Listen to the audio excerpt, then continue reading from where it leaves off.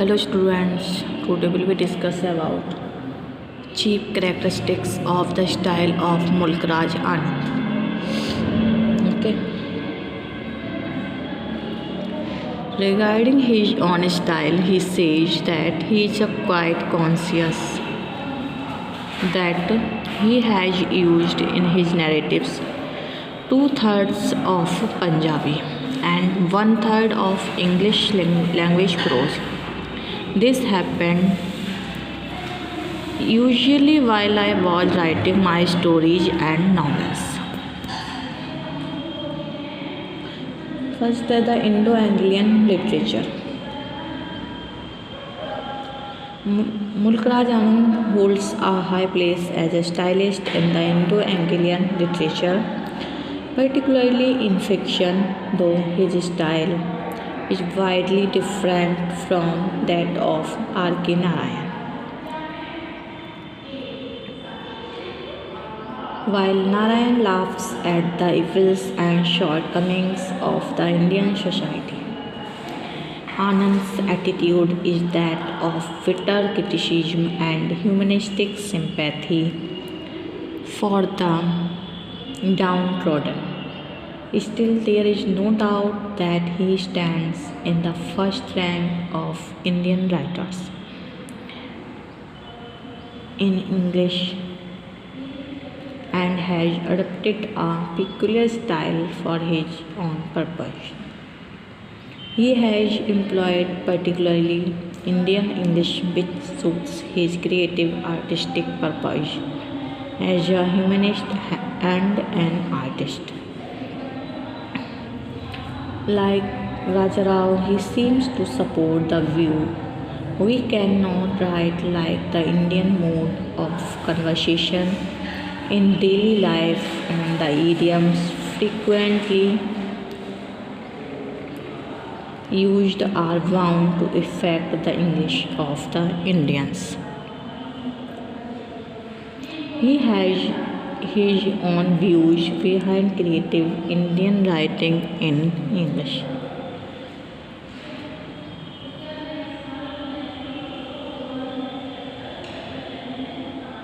It was the only language that came to hand in difficult transitional period. Anand has firm faith that the native effect on the use of a foreign language is certain and says, I am not defending this unconscious use of Indian phraseology. I am merely cataloging the phenomena to remove the impression that the Indian is deliberately violating the English language. Regarding his own style, he says that he is quite conscious that he has used in his narratives two-thirds of Punjabi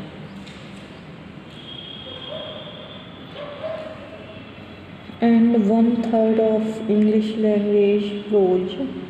This happened usually while I was writing my stories and novels.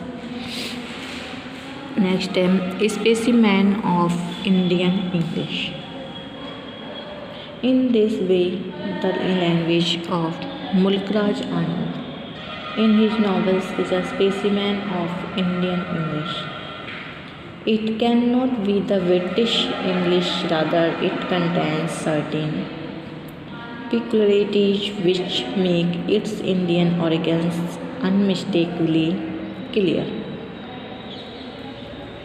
The language he used is fast and swift, and adjectives after adjectives have been gathered to make it effective. Anand never hesitated in admitting that when he sat down to write in English, he was only translating dialogues from the original Punjabi into English, almost a literal translation which might carry over the sound and sense of the original speech. He once wrote, Indo-Anglian writers may be valued as interpreters and pioneers who brought the techniques of European literature into our country while contributing Indian idioms and metaphors to English literature. Into our country while contributing India distinctly Indian coloring to his language.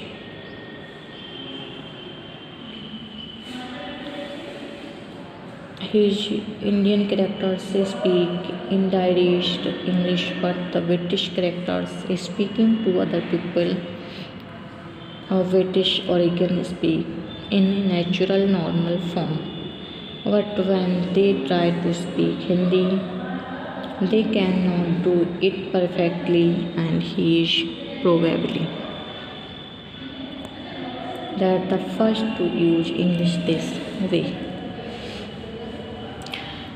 Next, a champion of the downtrodden. It is also remarkable that as a champion of the downtrodden, Anand has chosen most of his characters from the lowest, backward, and uncultured class of Indian society.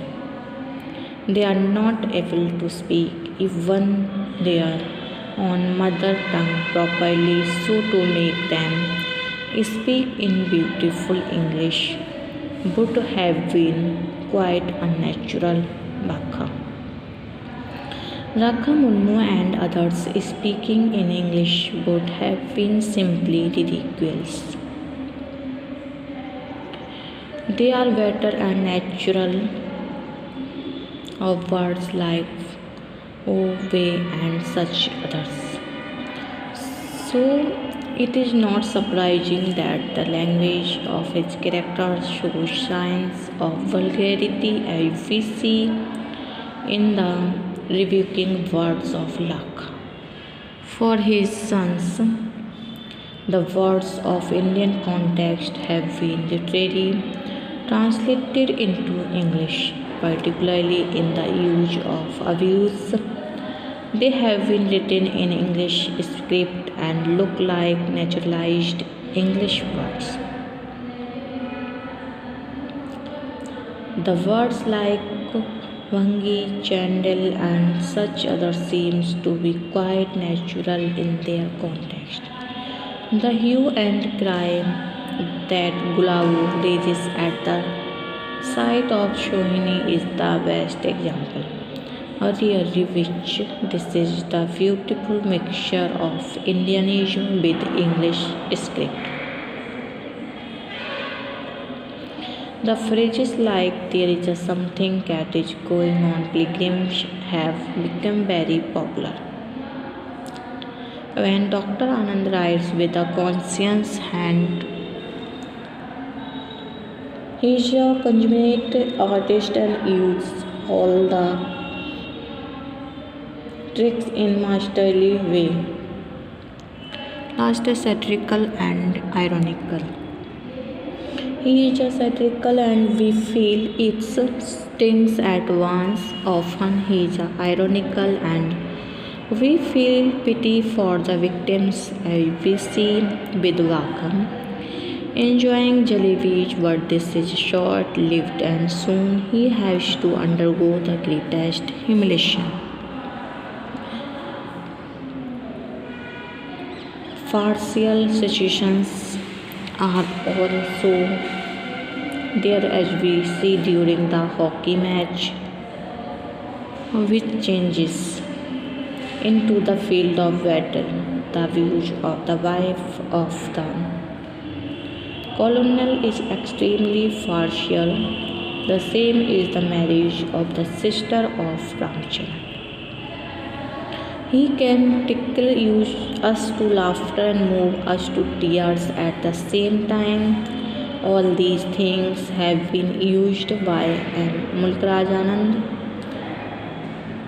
is a way which it is difficult to imitate.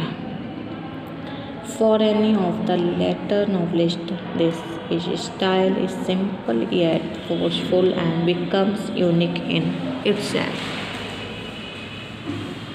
Mulk Raj Anand is one of the greatest social novelists of Indo-Anglian fiction, and through his novels he has presented powerfully the glaring evils like injustice, exploitation, untouchability in such a way that they inspire the reader's sentiments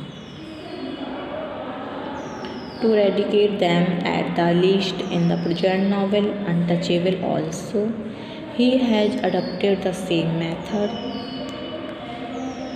Throughout the story, he concentrates to the portrayal of the pitiable condition of the untouchables, and at the end, he has made efforts to show how this evil can be eradicated step by step. He reveals the fact that untouchability is a curse to the Indian community and is based on the age old caste division among the Hindus. But now it has become totally outdated, and it is the demand of the time that it must be removed as early as possible. The poor outcasts live at the outskirts of the towns in very dirty colonies, and all the human rights have been prohibited for them.